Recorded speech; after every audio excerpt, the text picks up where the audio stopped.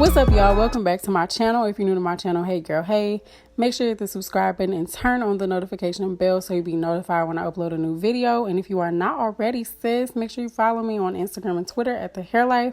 So you already know from the thumbnail, from the title, what's popping today. Aina collabed with Anastasia Beverly Hills. You guys, I am so happy and so excited about this. She is the first black person to collab with ABH. So this is a moment. I had to get this palette because y'all know I don't really do makeup videos like that on my channel anymore, but I had to pop out with a tutorial for this today, and I will definitely be posting more, so stay tuned for that. Y'all, I did accidentally delete my intro, so I apologize for doing the intro like this. There is a lot of talk about this palette being like Nirvana and the Modern Renaissance palette, but when I tell you guys this palette stands out on its own, like look at these shades, they scream Jackie. These are like the colors that she is always wearing.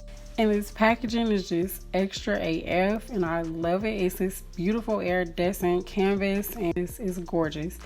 Let's go ahead and jump right into the video. So jumping right in, I'm going to be taking my ColourPop concealer in the shade 32 to prime my eyes. This is my favorite concealer to prime my eyes with. I'm going to be blending that out with a Real Techniques.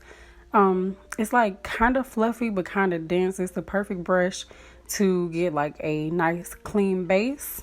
The first shade that I'm going to be using is the shade Edges. Y'all, I love the names that she came up with for these shades.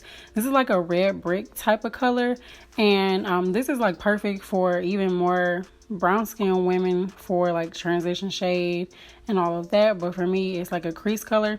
Now obviously she did make this palette in mind for more melanin girls, even more so than myself.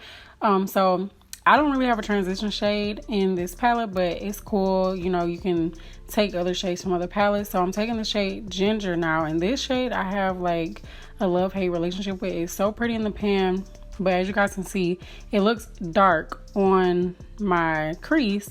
But then when I started to blend it on like the outer V of my eye, it was like lighter and it was picking up shades. Yeah, so I had to go back in and fix that. So I'm using Supreme now, which is a really light pink color, and I love this shade. One thing I'm gonna tell y'all, these shades blend in like butter. Like I don't know if they have updated the formula, but when I tell y'all, it's bomb. So I'm taking the lightest shade of ColourPop's concealer, and I'm using this Wet n Wild brush. Y'all, this brush is so bomb to cut your crease, and it's only $1. So I'm using that to cut my crease, and then I'm going to take my finger and blend out the edges.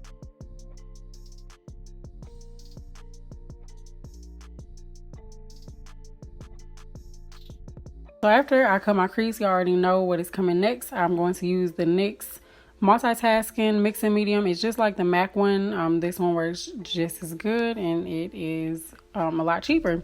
So I use that, and I'm going to take edges and blend out that edge of my half cut crease. And you guys will see I'm putting Ginger on there, you guys, and y'all see how light that is, but it's not the same color as it is in my crease. So I had to take credit from the palette, and I had to do this on both of my eyes to deepen up that area. I don't know if Ginger was just doing that on me. I have no idea. I don't know. So for my lid shade, for the first shade, I'm using Sponsored, and I'm taking this with my Sigma E56 brush, y'all. This is my favorite brush to use for shimmer colors on the lid. It works really good. So first I went in with Sponsored without spraying my brush or anything, because I want to see how it performed on its own, and it is really pretty. So yeah, I was excited about how that was looking. So I did pick some up on my finger and place it on there as well, just to see what application works the best. You do get a little bit more color payoff with your finger. And then I took the shade Trust Issues, and that's like also a duochrome type of shade. It's so pretty, and I put it over half of the Sponsor shade, but I did leave some of the Sponsor untouched, and I really love how that came out. So I did go ahead and do all my face makeup off camera. Didn't want to bore y'all with that. And I'm using the Amrezy ABH highlighter, and of course I have to use La Peach by Jackie Aina and Artist Couture.